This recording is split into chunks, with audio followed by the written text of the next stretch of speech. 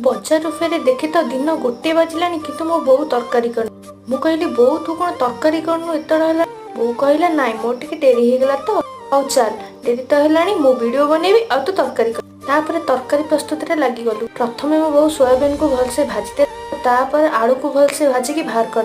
तापर तेल पकई चीनी अदा रसुण पेस्ट टमाटर पकई भलसे घांटिला।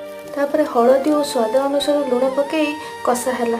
तापर तो जानते समस्ते तरकारी अपेक्षा कषा को टिके भल पाती। तापर आग पछ किसी न भावी कषा टिके बाहर करदेलु।